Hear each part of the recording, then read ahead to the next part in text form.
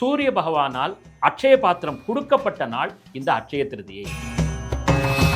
அப்ப அந்த அட்சய பாத்திரத்தை வாங்கிய பாண்டவர்கள் உணவுகளையோ பதார்த்தங்களையோ தாங்கள் மட்டும் உண்ணவில்லை, எல்லோருக்கும் கொடுத்திருக்கிறார்கள். ஆக எல்லா நாளிலும் நமக்கு கிடைக்கக்கூடிய உணவு பதார்த்தங்களை ஏதேனும் ஒரு ஜீவனுக்கு கொடுத்தால் அதுதான் மிகப்பெரிய ஜீவகாருண்யம். அதுவும் அட்சய திருதியை நாளில் நாம் அன்னைக்கு செய்யக்கூடிய ஒரு மிகப்பெரிய ஒரு நம்மளால் இயன்ற ஒரு உதவியோ ஒரு அன்னதானமோ மிகப்பெரிய ஒரு பதவியை பெற்றுத்தரும் என்பது நிச்சயமாக சொல்ல வேண்டும். இந்த அட்சய திருதியை நாளில் நாம் தானங்களை தர்மங்களை செய்ய வேண்டும். தங்கம் வாங்கலாம். இப்ப நீங்க கேட்டீங்க தங்கம் வாங்கலாமா? நான் வாங்கக்கூடாதுன்னு இல்லை, வசதி இருப்பவர் வாங்கிக் கொள்ளலாம். முக்கியமாக வாங்கி என்ன செய்யணும்னா தானமாக தர வேண்டும்.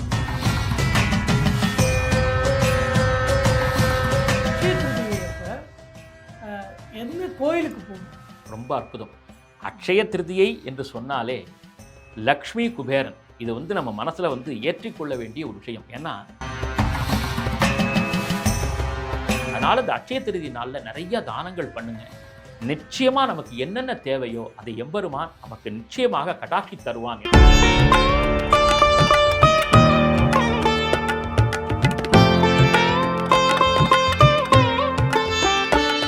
தமிழலை ஆன்மீகம் நேயர்களுக்கு வணக்கம். அக்ஷய திருதியை அப்படிங்கிறது ஒரு புண்ணிய காலம் அப்படின்னு இந்து தர்மத்தில் சொல்லியிருக்கு. இந்து ஸ்கிரிப்சர்ஸில் அப்படி தான் வருது. அந்த அக்ஷய திருதியை அப்போ தங்கம் வாங்கணும் அப்படின்னு கொஞ்ச நாளாக மக்களிடையே பிரபலமான ஒரு வழக்கம் இப்போ இருக்குன்னு நினைக்கிறேன். அக்ஷய திருதியைனா என்ன, அன்றைக்கி நம்ம என்ன பண்ணணும், இதையெல்லாம் பற்றி பேசுகிறதுக்கு இன்றைக்கி நம்ம கூட மன்னை நாராயணன் இணைந்திருக்கார். வணக்கம் நாராயணன். நமஸ்காரம். கல்யாணாத்புத காத்ராய காமிதார்த்த பிரதாயினே ஸ்ரீமத் வெங்கடநாதாய ஸ்ரீனிவாசாயத்தே நமஹ. தமிழலை ஆன்மீகம் நேயர் பெருமக்களுக்கு அடியனுடைய சிரம் தாழ்ந்த நமஸ்காரங்கள். நாராயணன், இந்த அக்ஷய திருதியை பற்றி பல பேர் பலவிதமாக நினச்சிட்டு இருக்காங்க. அன்றைக்கி தங்கம் வாங்கினா நிறையா வளரும் அப்படின்னு சொல்லி கொஞ்சம் காலமாக ஒரே நாளே பணம் கட்டி க்யூவில் நின்று 1 கிராமானு வாங்கு 1/2 கிராமானு வாங்கு அப்படின்னு. இந்த வருஷம் வாங்க முடியுமான்னு தெரியல. ஏன்னா பவுனோட விலையெல்லாம் கண்ணாப்பின்னான்னு இருக்குது. யாரும் 1 கிராம் 2 கிராம் கூட வாங்குவாங்களான்னு தெரியாது. அக்ஷய திருதியை பற்றி நம்ம புராண இதிகாசங்களில் ஏதாவது இருக்கா? அதை பற்றி ஏதாவது கதைகள் இருக்கா? அதை பற்றி நம்ம நேயர்களுக்கு சொல்லுவோம். அக்ஷய திருதியை அப்படின்னு சொல்லும்போதே க்ஷயம் என்றால் குறைவு, அக்ஷயம் என்றால் குறைவில்லாதது, பெருகிக்கொண்டே இருக்கக்கூடியது, வளர்ந்து கொண்டே இருக்கக்கூடியது என்பது ஒரு ஆச்சரியமான தத்துவமாக பெரியோர்கள் அருளியிருக்கிறார்கள். இந்த அட்சய திருதியை நாளை பற்றி முதல்ல நம்ம சொல்லணும். இந்த அட்சய திருதியை நாளுங்கிறது ஏன் இத்துணை மகத்துவமாக பேசப்படுகிறது என்று பார்க்கும் பொழுது மகாபாரத மகாகாவியத்திலே 2 அற்புதமான சம்பவங்களை நம்ம சொல்லலாம். ஒன்று, பாண்டவர்கள் வனவாசம் இருந்த பொழுது சூரிய பகவானால் அட்சய பாத்திரம் கொடுக்கப்பட்ட நாள் இந்த அட்சய திருதியை. அப்போ அந்த அட்சய பாத்திரத்திலிருந்து அவர்கள் அடைந்த ஒரு பெரிய பாக்கியம் என்பது மிகப்பெரிய விஷயம். உங்களுக்கு துர்வாசரம் வந்தது தெரியும், அட்சய பாத்திரம் நிகழ்த்திய அற்புதங்கள் தெரியும். அப்போது அதை கழுவி கவிழ்த்த பிறகு துர்வாசர் நிற்கும் பொழுது என்ன பண்ணுறதுன்னு தெரியாமல் போன பொழுது கண்ண பகவான் ஒரு முதிய வேடம் தாங்கி அதிலிருந்த ஒரு சிறிய இலை, ஒரு மீதம் இருந்த இலையை எடுத்து விஸ்வரூபிக்கு அர்ப்பணம்னு சொல்லி சாப்பிட்டோன்னே எல்லோருடைய வயிறும் நிறைந்தது என்றெல்லாம் நாம் பாரதத்தின் அடிப்படையில் பார்க்கிறோம். ஆக இந்த அட்சய பாத்திரம் பாண்டவர்கள் பெற்ற நாளாக அட்சய திருதியை விளங்குவதால் மிக மிக முக்கியத்துவம் வாய்ந்த ஒரு தினமாக சொல்ல வேண்டும். இதிலேயே நமக்கு ஒரு பதிலும் இருக்குது. அப்போ அந்த அட்சய பாத்திரத்தை வாங்கிய பாண்டவர்கள் உணவுகளையோ பதார்த்தங்களையோ தாங்கள் மட்டும் உண்ணவில்லை, எல்லோருக்கும் கொடுத்திருக்கிறார்கள். ஆக இந்த நாளில் மட்டும் இல்லை, எல்லா நாளிலும் நமக்கு கிடைக்கக்கூடிய உணவு பதார்த்தங்களை ஏதேனும் ஒரு ஜீவனுக்கு கொடுத்தால் அதுதான் மிகப்பெரிய ஜீவகாருண்யம். அதுவும் அட்சய திருதியை நாளில் நாம் அன்னைக்கு செய்யக்கூடிய ஒரு மிகப்பெரிய ஒரு நம்மளால் இயன்ற ஒரு உதவியோ ஒரு அன்னதானமோ மிகப்பெரிய ஒரு பதவியை பெற்றுத்தரும் என்பது நிச்சயமாக சொல்ல வேண்டும். அதே போல இந்த அட்சய பாத்திரத்தினுடைய மகத்துவத்தை நாம் இளங்கோவடிகள் அவருடைய இதுலேயும் பார்க்கும்போது பார்த்தீங்கன்னா ஒரு விசேஷமாக ஒரு கதையை அடிப்படையில் தான் நம்ம அதை பார்க்க முடியும். மணிமேகலையினுடைய காப்பியத்தை சொல்லும் பொழுது அவர்களும் அந்த அட்சய பாத்திரத்தை பெற்றதாகவும் அதிலிருந்து வாரி வழங்கியதாகவும் அந்த காப்பியத்தின் அடிப்படையில் நாம் தெரிந்து கொள்கிறோம். எனவே நாம் முக்கியமான விஷயத்தை பற்றி சொல்லும் பொழுது அட்சய திருதியை இந்த நாளில் மகாபாரதத்தில் இந்த ஒரு சம்பவம் முக்கியம் என்று சொன்னால், அடுத்ததாக சொல்லும் பொழுது இந்த நாளில்தான் ஆகாய கங்கையை பகீரதன் இந்த பாரத தேசத்திற்கு கொண்டு வந்த நாளாக சொல்லப்படுகிறது. பொதுவாகவே ஒரு தவம்னா பகீரதனுடைய தவத்தை தான் நம்ம சொல்லுவோம். இந்த தன்னுடைய மூதாதையர்கள் நல்ல கதிக்கு போக வேண்டும் என்பதற்காக பகீரதன் கடும் தவம் செய்கிறார். பிரம்மாவை பார்க்கிறார். பிரம்மாட்ட போய் கேட்டு கங்கையை கொண்டு வரணும் என்ற பொழுது கங்கையும் சொல்கிறாள், நான் நேராக வந்தால் இந்த பூமி தாங்காது. அப்ப என்ன செய்ய வேண்டும்?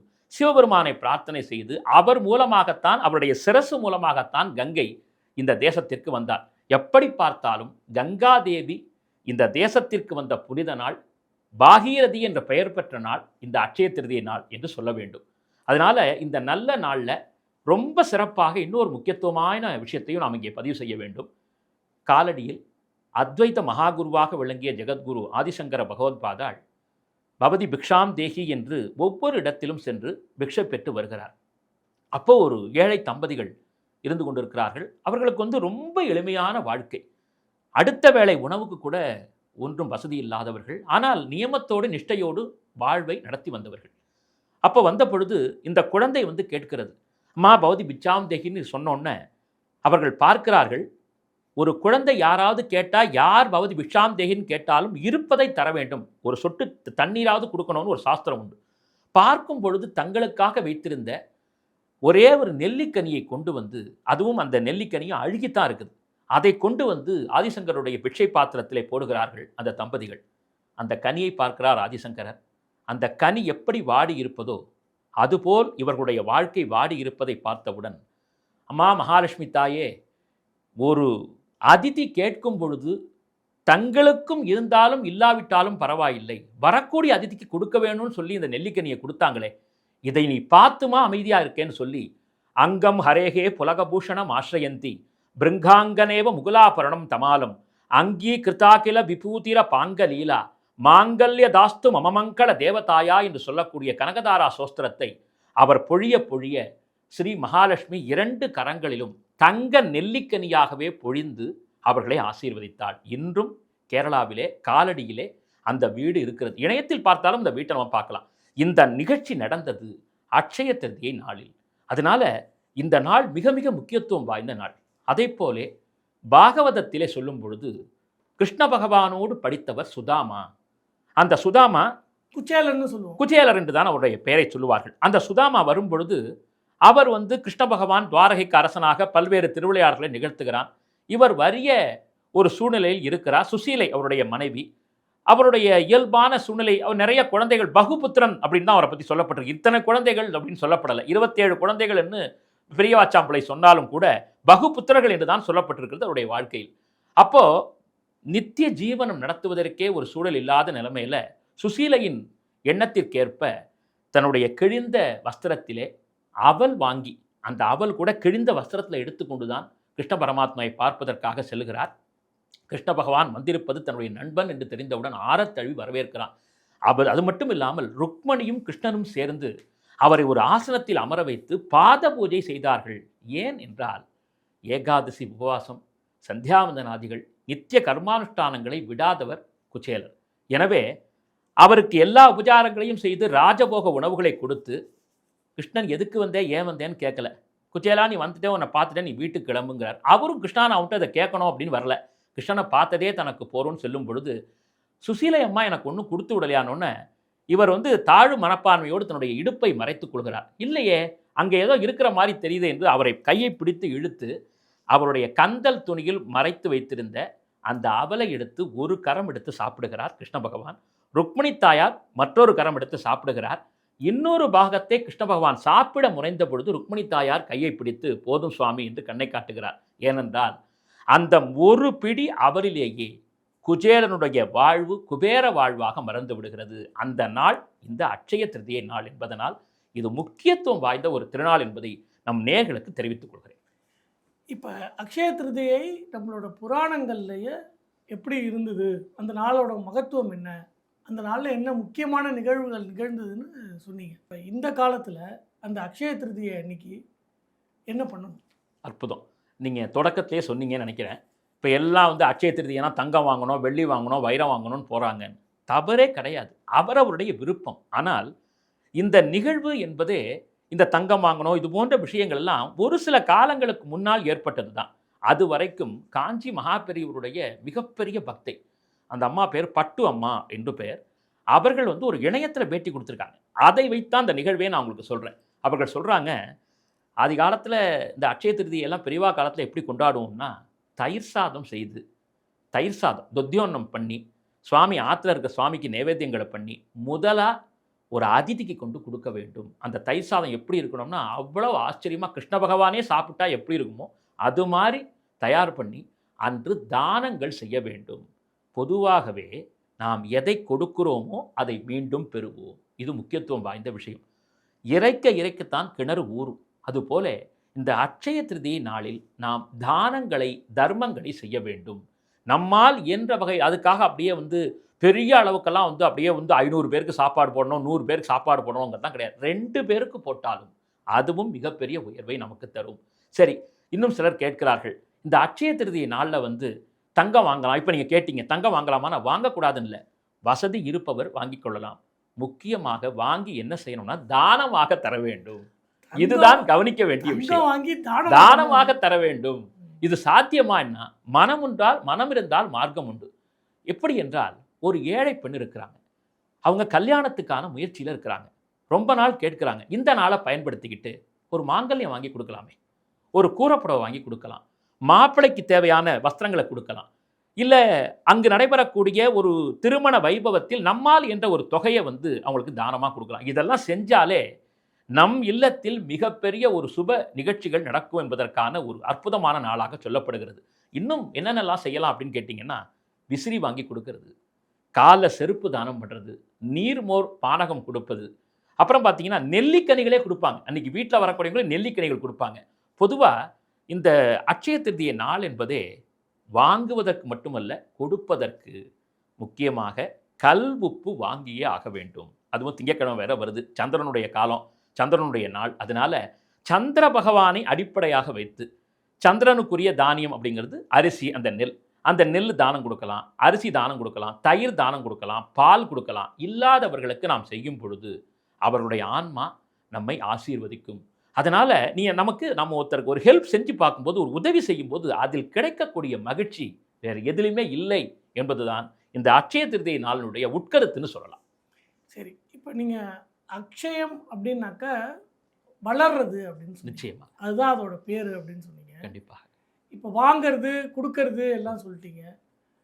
எதையுமே நம்ம வளத்துக்கு ஆசைப்படுறது நம்மளோட நாலேஜ், நிச்சயம், அறிவு. கண்டிப்பாக. ஸோ அன்னைக்கு புதுசாக கற்றுக்க ஆரம்பிக்கிறது, படிக்க ஆரம்பிக்கிறது, இந்த மாதிரிலாம் ஏதாவது பண்ணலாமா? தாராளமாக. இந்த நாளில் நாம் செய்யக்கூடிய எந்த ஒரு நல்ல காரியமும் பெருகிக்கொண்டே இருக்கும். முதல்ல மகாபாரதத்தின் திருப்பி நம்ம ஒரு விஷயத்தை சொல்லணும்.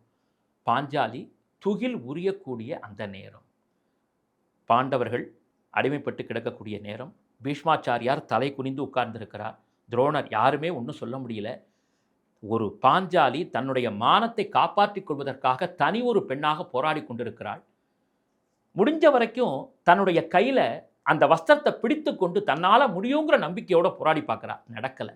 அந்த அசுர குணத்தோடு இருக்கக்கூடிய துச்சாதனுக்கு முன்னாடி தன்னை காப்பாற்றிக் கொள்ள முடியவில்லை. அடுத்ததாக பற்களால் கடித்து தன் மானத்தை காப்பாற்றிக் கொள்ள முயற்சி செய்கிறாள், முடியவில்லை. இனி தனக்கு காப்பாற்றக்கூடிய தெய்வம் சரணாகதி செய்தால் சரண்யனாக விளங்கக்கூடிய அந்த ஸ்ரீ நாராயணனே கோபாலனே என்பதை உணர்ந்து இரு கரத்தையும் கூப்பி கோவிந்தா என்று அவனுடைய நாமாவளியை சொல்லுகிறாள். அப்பொழுது கிருஷ்ணரும் ருக்மணியும் பகடை விளையாட்டை விளையாடி கொண்டிருக்கிறார்களாம் துவாரகையிலே. கோவிந்தா என்ற நாமாவை கேட்டவுடன் பகவான் ஒரே ஒரு பகடையை வைத்து அக்ஷயம் அக்ஷயம் என்றானான். அடுத்த நிமிடம் அந்த புடவையானது அக்ஷயமாக பெருக ஆரம்பித்து விடுகிறது. துச்சாதனனுக்கு அந்த துகிலே உரிய முடியாத அளவுக்கு, அவன் மயக்கம் போட்டு விடக்கூடிய அளவுக்கு அந்த கோவிந்த நாமா, கோபாலனுடைய அந்த நாமா அந்த புடவையை அக்ஷயமாக வளர்த்து கொடுத்தது. இப்போ எதற்கு சொல்கிறேன், வளர்ச்சி என்பது இது மட்டுமல்ல, இந்த விஷயத்தையும் பகவானே சொல்லியிருக்கிறான், அவருடைய நாமாவளி சொல்லியிருக்கிறது. அந்த நாமாவளிக்கு அத்தனை மகத்துவம் இருப்பதனால் கண்டிப்பாக அந்த நல்ல நாளில் இசை கற்றுக்கொள்ளுதல், குழந்தைகளுக்கு வித்யாபியாசம் செய்வித்தல், முக்கியமாக கொடுத்த வாங்கிய கடனை அடைப்பதற்கு கூட சிறப்பான நாள்னு நம்ம சொல்லலாம். ஒரு பெரிய கடன்லாம் வாங்கிக்கலாம் சார், லட்சக்கணக்காக கடன் இருக்குது சார், கண்ணனை நினச்சிக்கிட்டு நம்முடைய குலதெய்வத்தை நினச்சிட்டு ஒரு சிறு தொகையை நம்ம யார்கிட்ட வாங்கியிருக்கோமோ கொடுத்துட்டோம்னா அடுத்த அட்சய திருதிக்குள்ளாக நாம் கடனாளியாக இருக்க மாட்டோம், கடன் கொடுப்பவராக மாறிவிடுவோம் என்பது பெரியோர்களுடைய கருத்து. அதனால நல்ல நல்ல காரியங்கள் செய்யலாம். முக்கியமாக வேற என்ன செய்யலாம்னா, மரங்கள் நடலாம்.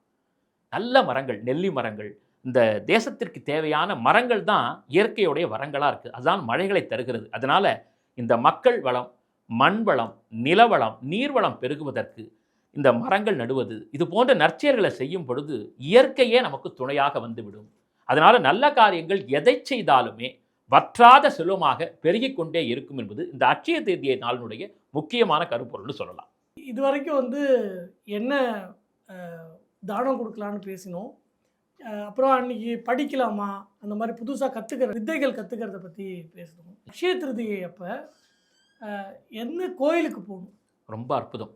அட்சய திருதியை என்று சொன்னாலே லக்ஷ்மி குபேரன், இது நம்ம மனசில் ஏற்றிக்கொள்ள வேண்டிய ஒரு விஷயம். ஏன்னா புராண அடிப்படையில் மகாலட்சுமி தாயார் அவதாரம் செய்து, பார்க்கடலிலே அவதாரம் செய்து, அகலகில்லேனன் இறையுமென்னு அலர்மேல் மங்கை உரை மார்பான்னு நம்மாழ்வார் பாடலுக்கேற்ப மகாவிஷ்ணுவான ஸ்ரீமன் நாராயணனுடைய ஹிருதயத்தில் இன்றுதான் அட்சய திருதியை நாளில்தான் மகாலட்சுமி நிறைந்து எழுந்தருளினாள். கல்யாணமான நாள்னு சொல்லலாம், தாயார் அவதாரமான நாள்னு சொல்லலாம். அதனால அட்சய திருதியை நாளில் நாம் செய்யக்கூடிய வழிபாடு கூட மிகப்பெரிய ஏற்றத்தை தரும். அதாவது 1000 மடங்கு புண்ணியத்தை தரும். ஆலயம் தொழுவது சாலவும் என்று ஔவையாருடைய வாக்குன்னா, அன்னைக்கு ஒரு நாள் சென்று உலக நன்மைக்காக நாம் வழிபாடு செய்து விட்டோமே, ஆனால் ஒருவருடைய வழிபாடு கூட கண்டிப்பாக இந்த உலகத்தினுடைய பெரும் பிரச்சனையை தீர்க்கக்கூடியது என்று நாம் நிச்சயமாக சொல்லலாம். எந்தெந்த வழிபாடுன்னு பார்க்கும்பொழுது இல்லத்திலேயே நாம் வழிபாட்டை துவங்கணும். காலையில் 6 மணிக்கு இருந்து ஆரம்பித்து நாம் சூரிய உதயத்திற்கு முன்பாகவே எழுந்து விட வேண்டும். இல்லத்தை மெழுகி துடைத்து முக்கியமாக மாவிலை தோரணம் கட்ட வேண்டும்.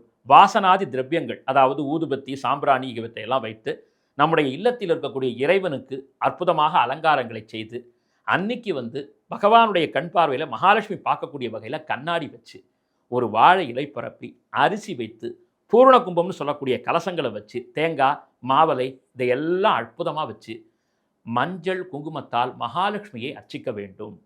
ஓம் பிரகிருதிம் விகிருதிம் வித்யாம் சர்வபூத ஹிதப்பிரதாம்னு சொல்லக்கூடிய மகாலட்சுமி அஷ்டகத்தை சொல்ல வேண்டும். இயன்றவர்கள் இல்லை, கனகதாரா சோத்திரம் இப்போ தான் செல்லெல்லாம் வந்தாச்சு. நம்ம அந்த பேரை சொல்லி சொன்னாலே அந்த ஸ்லோகங்கள் வர ஆரம்பித்துள்ளது. அதை ஒரு 20-25 நிமிடங்களாக ஆனந்தமாக கேட்டு பால் பாயசம், அவல் பாயசம் நிவேதனம் செய்வது ரொம்ப ரொம்ப நல்லது.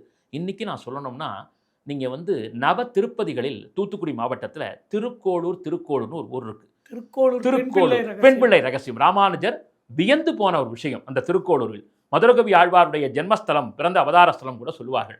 அந்த திருக்கோளூரில் பெருமாள் வைத்தமாநிதி என்ற பெயரிலே சயனித்துக் கொண்டிருக்கிறார்.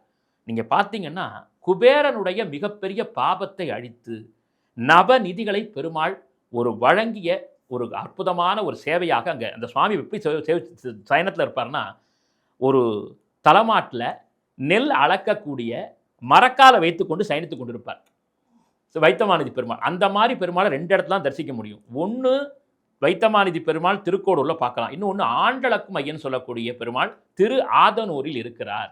அது சுவாமிமலை பக்கத்தில். அதுவும் திருமங்கையாழ்வார் கேட்டதுக்காக அவருடைய உழைப்புக்கேற்றபடி மண்ணை வாரி வாரி கொட்டிய பொழுது தங்க காசுகளாகவே வந்ததாம். அதனால் அந்த 2 பெருமாளும் ஆண்டளக்கக்கூடிய பெருமாள். வாய்ப்பு இருப்பவர்கள், நாங்கள் சுவாமிமலை பக்கத்தில் கும்போணம் பக்கத்தில் இருக்கோம்னா அன்றைக்கி போய் பெருமாளுக்கு ஒரு விளக்கேற்றலாம். நாங்கள் திருநெல்வேலி பக்கம் இருக்கோம்னா திருக்கோளூர் போய் அந்த பெருமாளை பார்த்துட்டு 5 ரூபாய் நாணயத்தை அந்த மரக்காலில் வைத்து எடுத்து வந்தால் செல்வம் பெருகி கொண்டே இருக்கும். பார்ப்போங்க சார், நான் எங்கள் சார் இதுக்காக திருநெல்வேலிலாம் போக முடியும். பக்கத்தில் இருக்கக்கூடிய பெருமாள் தாயார் சன்னதிக்கு போய் 5 ரூபாய் நாணயம். அது என்ன 5 ரூபாய்னா, 5ங்கிறது புதனுக்கு ஆதிக்கையில். நவகிரகத்தில் புதன் தான் வியாபாரத்துக்கு அதிபனாக சொல்லப்படுகிறான், வர்த்தகத்துக்கு அதிபனாக சொல்லப்படுகிறான். அதனால் வர்த்தகக்காரகன், வியாபாரக்காரகன், வித்யாக்காரகன் புதன். அப்போது நமக்கு கல்வி இது எல்லாமே கொடுக்கணுன்னாலும் புதன் தான், செல்வத்தை முறையாக கொடுக்கணும் புத பகவான் தான். அதனால் அந்த புதனுக்கு அதிதேவதை மகாவிஷ்ணு. அதனால் பெருமாள் சன்னதிக்கு போய் 5 ரூபாய் நாணயத்தை வைத்து வழிபட்டால் புதனுடைய கிருபை கிடைத்துவிடும். மகா குபேரனுடைய அனுகிரகம் கிடைச்சிடும். ஏன்னா குபேரனுக்கு 5 தான் நம்பர். அதனால் ஒரு சன்னிதியில் போய் மகாலட்சுமி சன்னிதானத்தில் 10 ரூபாய் அவனா எடுத்துப்போம். ஒரு 5 ரூபா சன்னிதானத்துக்கு, ஒரு 5 ரூபா நமக்கு. அன்னைக்கு கொண்டு இல்லத்தில் வைத்து வந்தோம், அல்லா குறையாத செல்வம் வந்து கொண்டே இருக்கும்னு சொல்லப்படுகிறது. இதில் முக்கியமாக நம்ம சொல்ல வேண்டிய விஷயம், இந்த திருக்கோளூர் பெருமாளுக்கு பக்கத்துலேயே பார்த்தீங்கன்னா விசேஷமான ஒரு தீர்த்தம் இருக்குது, குபேர தீர்த்தம். அதில் போய் ஸ்நானம் பண்ணால் விசேஷம். இல்லை நம்ம பக்கத்தில் இருக்கக்கூடிய தீர்த்தத்தில் போய் பிரார்த்தனை பண்ணி வடக்கு நோக்கி, வழக்கமாக தீர்த்தம் ஆடணும்னு சொன்னால் கிழக்கு வடக்கில் தான் குளிக்கணும், மாலையில் மேற்கு நோக்கி கொடுக்கலாம். இந்த அக்ஷய திருதியை நாளில் மட்டும் வடக்கு பக்கமாக ஸ்நானம் செய்ய வேண்டும். குபேரன் வாழக்கூடிய திசை. அதில் குபேரனை பிரார்த்தனை பண்ணி, லக்ஷ்மியை பிரார்த்தனை பண்ணி சேவித்து விட்டு நாம் தீர்த்தமாடி இல்லத்திற்கு வந்து வழிபாடு நடத்தினால் மிகப்பெரிய அதிர்ஷ்டம் நிச்சயமாக உண்டு. முக்கியமாக கோவிலில் வந்து எத்தனையோ கோவில் இருக்குது. அன்றைக்கி குபேரன் வழிபட்ட தலம், குபேரன் இருக்கக்கூடிய தலத்துக்கெல்லாம் போய் தரிசனம் பண்ணணும். நம்ம சென்னைக்கு பக்கத்தில், தாம்பரத்துக்கு பக்கத்தில் ரத்னமங்கலம்னு ஒரு ஊர் இருக்குது. அதில் குபேர பகவான் தன்னுடைய நாயகியான சித்திரலேகாவோட உட்காந்துருக்காரு. மேலே அம்மா ஸ்தானத்தில் மகாலட்சுமி இருக்கிறார்கள். நவநிதிகள், அற்புதமான 16 வகையான கணபதிகள், சுற்றுவட்டார தேவதைகளோட உட்கார்ந்துருக்கிறார். அதனால அன்னைக்கு போய் குபேர வழிபாடு பண்ணாலும் மிகப்பெரிய செல்வத்திற்கு நாம் பொறுப்பெடுத்துக் கொள்ளக்கூடிய அளவுக்கு நம்மை உயர்த்தி விடுவார். அதுபோல அடுத்ததாக ஒரு தலம், இது பல பேருக்கு தெரிய வாய்ப்பில்லை. அப்படிப்பட்ட தகவல் தான் தமிழில் நம்ம சொல்கிறோம். பட்டாபிராம் பக்கத்தில், பட்டாபிராம் ரயில்வே ஸ்டேஷன்லேருந்து இறங்கி போனோம்னா சித்தர்காடுன்னு ஒரு ஊர் இருக்குது. சித்துக்காடுன்னு கூப்பிடுவாங்க. அங்கே இருக்கக்கூடிய இறைவனுக்கு பேர் தாத்ரீஸ்வரர் அப்படி என்று அந்த ஈச சிவபெருமானுக்கு பெயர். சித்தர்கள் வந்து அடிக்கடி வணங்கக்கூடிய க்ஷேத்திரம் அது. அங்கு குபேர பகவான் மறைமுகமாக வீற்றிருக்கிறார். சுவாதி நட்சத்திரத்துக்கான தலம் அது. சுவாதி நட்சத்திரம் உருவான தலமும் கூட அதுதான் சொல்லப்படுகிறது. அந்த நட்சத்திரக்காரங்களுக்கு மட்டும் இல்லை, யார் வேண்டுமானாலும் செல்லலாம். இந்த அட்சய திருதி மாதிரியான முக்கியமான நாட்களில் போயிட்டு நெல்லிக்கனி கொடுத்து, அங்கே நெல்லிக்காய் ஊறுகாயோடு தயிர் சாதத்தை குபேரனுக்கு நிவேதனம் செய்வார்கள். அந்த நாளில் அந்த ஈசனை துதித்து விட்டு வந்தோம் என்று சொன்னால் நம் இல்லத்தில் செல்வத்துக்கு பஞ்சம் கிடையாது. நம்ம யார்த்தையும் கடந்து போய் நிற்கணும்னு அவசியம் கிடையாது. அப்படிப்பட்ட செல்வத்தை தரக்கூடிய ஒரு க்ஷேத்திரமாக தாத்ரீஸ்வரர் கோவில், சித்தர்காடுன்னு சொல்லக்கூடிய சித்துக்காடு பட்டாபிராமிலிருந்து பக்கத்தில் இருக்குது. கண்டிப்பாக நம்முடைய நேயர்கள்லாம் இயன்றவர்கள் போய் தரிசித்து விட்டு வரட்டும். தாத்ரீஸ்வரர் சொல்லும்போது குபேரனோட நீங்க திருவண்ணாமலை குபேரலிங்கம் கூட இருக்கு. நிச்சயமாக அஷ்டலிங்கத்தில் குபேரலிங்கமும் இருக்கு. கண்டிப்பாக கிரிவலம் வந்து துதித்தாலும் அப்படிப்பட்ட ஒரு பெரிய ஒரு அனுகிரகம் உண்டு. ஹரிகேசநல்லூர்னு ஒரு ஊருக்கு அங்கே குபேரனே வீட்டு இருக்கிறார். அவரையும் போய் தரிசனம் பண்ணலாம். இன்னும் முக்கியமாக சொல்லும் பொழுது, இவ்வளவு சொல்லும் பொழுது திருமலை திருப்பதியை விட முடியுமா? அதுதான் குபேரனே வாழ்ந்து கொண்டிருக்கக்கூடிய தலம். இன்னைக்கும் முக்கியமான ஒரு அபூர்வமான செய்தின்னு கூட சொல்லலாம். திருமலை, ஒருவேளை இன்னைக்கு திருப்பதிக்கு யாராவது போய் பெருமாளை தரிசிக்கக்கூடிய வாய்ப்பு கிடைச்சதுன்னா அவர்கள் கோடீஸ்வரர்களே எழுதி வச்சுங்க. அந்த நேரம், ஏன்னா அப்படிப்பட்ட நல்ல உத்தமமான நாள், பெருமாளும் தாயாரும் கூடி இருக்கக்கூடிய நாள், ஆமாம் கொட்டி கொடுக்கக்கூடிய நாள் அன்னைக்கு. அதனால அன்னைக்கு நம்ம எல்லாருக்குமே அந்த தகவலை நம்ம வந்து பதிவு பண்ணுவோம். எல்லாரும் வரிசையில் நின்று போகிறோம். அந்த பங்காரு வாகிலி போகிறதுக்கு முன்னாடி பெருமாள் சந்நிதிக்கு உள்ளே இருக்கக்கூடிய தங்க கதவுக்கு பங்காரு வாகிலின்னு பேர். அந்த பங்காரு வாகிலிக்கு போவதற்கு முன்பாக மிகப்பெரிய ராஜகோபுரம் இருக்கும். அந்த ராஜகோபுரத்தை கடக்கும் பொழுதே ஒரு படியில் கால் வைக்கும் போதே தெரியும் தண்ணி ஓடிக்கிட்டே இருக்கும். அதில் நம்ம பாதம் வச்சு தான் தாண்டி போவோம். அங்கே ஒரு படி இருக்கும். அங்கே தான் நம்ம வந்து சோதனை பண்ணி அனுப்புவாங்க. நன்றாக கவனித்து கொள்ள வேண்டும். அப்படி செல்லக்கூடியவர்கள் தயவு செய்து ரொம்ப கவனத்தோடு இடதுபுறத்தில் கவனிக்க வேண்டும். ஒரு அடியில் ஒரு தேவதை நின்றுகிட்டு இருக்கும். அதுதான் சங்கநிதி. வெங்கலத்தில் சங்கநிதி பகவான் நின்றுட்டு இருப்பார். கையில் வந்து சங்கை வைத்துக்கொண்டு நின்று கொண்டிருப்பார். அந்த சுவாமியை முடிந்தால் இருகரம் குப்பி வணங்கி செல்ல வேண்டும். பல பேருக்கு தெரியாது. திருப்பதிக்கு நேராக உள்ளே போயிடுறாங்க. அவங்க எங்கே இருக்காங்கன்னு யாருக்குமே தெரியல. இன்னும் தெளிவாக சொல்கிறேன், அந்த படி இருக்கு இல்லையா, அந்த படியை தாண்டுவதற்கு முன்பாகவே அந்த தூணை ஒட்டியே சங்கநிதி சுவாமி எழுந்தருளி இருப்பார். அவரை தொடாமல் வந்து நம்ம பிரார்த்தனை பண்ணுவோம்.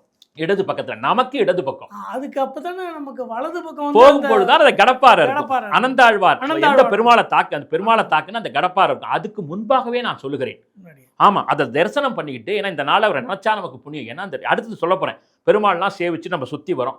பங்காரு வாகிலி சேவிச்சு பெருமாளை சேவிச்சிடறோம். அப்படியே ஆனந்த நிலை விமான சீனிவாசனை பார்த்துவிட்டு ஸ்ரீவாரி உண்டியில் வந்து நம்முடைய சமர்ப்பணங்களை செய்துவிட்டு வெளியில் வருகிறோம்.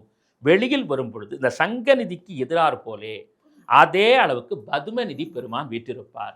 ஏன் இந்த 2 பெருமான் அங்கே இருக்காங்கன்னா, திருப்பதியில் இன்னைக்கும் செல்வம் குறையாமல் இருக்கு என்று சொன்னால், பணம் வந்துக்கிட்டே இருக்குன்னு சொன்னால், அந்த சங்கநிதியும் பதுமநிதியும் தான் காரணம். அவர்கள் தான் பாதுகாவலர்கள். பெருமாள் குபேரன்ட்ட கடன் வாங்கும்போது அள்ளி கொடுத்தவர்களே இவர்கள் தான். குபேரன் வந்து ஆர்டர் தான் போட்டான். அந்த பத்திரத்தில் எழுதி கையெழுத்து போட்டவுடன் பெருமாளுக்கு அள்ளி அள்ளி கொடுத்தவர்கள் இந்த சங்க பதும நிதி. எனவே நிச்சயமாக திருமலை செல்லக்கூடியவர்கள், ஐயா நான் அட்சய தேதியில் போக முடியல, இனிமேல் யாராவது திருப்பதி போனாலும் அந்த சங்கநிதியையும் பதுமநிதியையும் வணங்கி வழிபட்டு விட்டு சென்றால் செல்வ குபேர வாழ்வு நிச்சயம்னே சொல்லலாம். அதனால் திருப்பதி பெருமாளை இந்த நாளில் நம்ம நிறையா நினச்சிக்கணும். இன்னொரு தகவலையும் முக்கியமாக சொல்கிறேன். அப்படி இந்த ஸ்ரீவாரி உண்டியலை சேவிச்சுட்டு வரும் பொழுது இப்போல்லாம் பார்த்தீங்கன்னா ரொம்ப மெனியூட்டாக கவனிக்கணும். அந்த இதுதான் ஸ்ரீவாரி உண்டியெல்லாம். ஸ்ரீவாரி உண்டியலோடு சேர்ந்து வரும் பொழுது நீங்கள் அப்படியே உங்களுடைய இடதுகரம் பக்கம் பார்க்க வேண்டும். வெள்ளையில் தான் அடிச்சிருப்பாங்க. அதில் ஒரு இடத்துல குபேரன் பெருமாளுக்கு இப்படி கையை காமிப்பார். பெருமாள் இப்படி வாங்குவார். இந்த காட்சி அங்கே வடிக்கப்பட்டிருக்கும். அதற்கு நேராக பார்த்தீங்கன்னா குபேர தூண் என்ற ஒரு தூண் இருக்கிறது. அந்த குபேர தூணை தொட்டுக்கொண்டே பார்த்து லக்ஷ்மி குபேரனை பிரார்த்தனை செய்து கொண்டால் அடுத்த வருஷம் திருப்பதிக்கு வர வரைக்கும் நமக்கு செல்வம் எப்படியோ வந்து நல்ல வழியில் சேர்ந்து கொண்டே இருக்கும். அதனால் அதை கண்டிப்பாக நேயர்களுக்கு நிச்சயமாக இந்த அட்சய திருதியை நாளில் சொல்லியே ஆகணும். இன்னொரு முக்கியமான தகவலும் சொல்லணும். மயிலாடுதுறை பக்கத்தில் வைத்தீஸ்வரன் கோவில் போவதற்கு முன்பாக ஒரு 16-20 கிலோமீட்டருக்குள்ளே பார்த்தீங்கன்னா பத்மாவதி சமேத திருவேங்கடநாத பெருமாள்னு ஒரு பெருமாள் இருக்கார். அந்த பெருமாள் ராகவேந்திரரால் பூஜிக்கப்பட்ட பெருமாள் என்பது முக்கியமான தகவல். அதில் விநாயகரும் ஆஞ்சநேயரும் பரிவர்த்தனா யோகத்தில் இருக்கிறார். நேருக்கு நேர் அனுமனும் பிள்ளையாரும் பார்த்து ஆத்யந்த பிரபுன்னு நம்ம சொல்கிறோம் இல்லையா, அப்படிப்பட்ட ஒரு காட்சி. அதாவது அப்படி தனியாக இருக்க மாட்டாங்க. அதாவது ஒரே திருமேனியாக இல்லாமல் விநாயகரும் ஆஞ்சநேயரும் ஒருவருக்கொருவர் பார்வையை பரிமாறிக்கொள்கிறார்கள். விநாயகர் கையில் சங்கு சக்கரம் இருக்கும், ஆஞ்சநேயர் கூப்பிய கரத்தோடு இருப்பார். அவரை தாண்டும் பொழுது குபேர பகவான் எழுந்தருளி இருக்கிறார். அதனால் அட்சய திருதிய நாளில் கண்டிப்பாக இந்த சித்தமல்லி பெருமாள் மயிலாடுதுறையில் இருக்கக்கூடிய பத்மாவதி திருவேங்கடநாத பெருமாள் சந்நிதியில் காட்சி தரக்கூடிய குபேரனை பார்த்து ஒரு பச்சை வஸ்திரம் சாத்தினாலும் நிச்சயமாக பசுமையான வாழ்வு, செல்பவர்களுக்கெல்லாம் நிச்சயம். எங்கேயுமே போக முடியல, நாங்கள் வீட்டிலேயே வந்து வழிபாடு செய்கிறோம் என்று சொன்னால் தாராளமாக வீட்டில் வந்து குபேரன் படம் இருந்தால் வச்சுக்கலாம். இல்லை ஸ்ரீனிவாச பெருமாள் மகாலட்சுமி படத்தை வச்சு நமக்கு தெரிந்த யக்ஷாய குபேராய வைஸ்ரவனாய தன தானியாதிபதையே தன தானிய சமிருத்திமே தேகி மகாதாபய ஸ்வாகான்னு சொல்லி இந்த மந்திரத்தை சொல்லி காசினால் அர்ச்சனை செய்யலாம் இயன்றவர்கள். இல்லை பூவால் பண்ணலாம். இல்லைன்னா லக்ஷ்மி குபேரனே போற்றி முதல்ல பிள்ளையார் வழிபாடு, மகாலட்சுமி வழிபாடு, அதற்கு பிறகு குபேரன் வழிபாடு பண்ணி அவல் பாயசம் வைத்து படைக்கலாம். அதுதான் சொல்ல வந்தேன். திருக்கோளூர் பெருமாளுக்கு அந்த அவல் ரொம்ப விசேஷம். அதனால இந்த அட்சய திருதிய நாளில் அவல் தானம் செய்வதும் சிறப்பு. அவலோடு கலந்து வெல்லம் இதெல்லாம் பெருமாளுக்கு பண்ணிட்டோம்னா நமக்கு குறைபாடுகளே வராது. அதனால் இந்த அட்சய திருதிய நாளில் நிறைய தானங்கள் பண்ணுங்க. நிச்சயமாக நமக்கு என்னென்ன தேவையோ அதை எம்பெருமான் நமக்கு நிச்சயமாக கடாட்சி தருவான் என்பதை இந்த சமயத்தில் நம்முடைய தமிழலை நேயர்களுக்கு நான் சொல்லிக்கொள்ள ஆசைப்படுகிறேன். அட்சய திருதியை பற்றி விரிவாக எடுத்து சொன்னதற்கு மிக்க நன்றி. மிக்க நன்றி.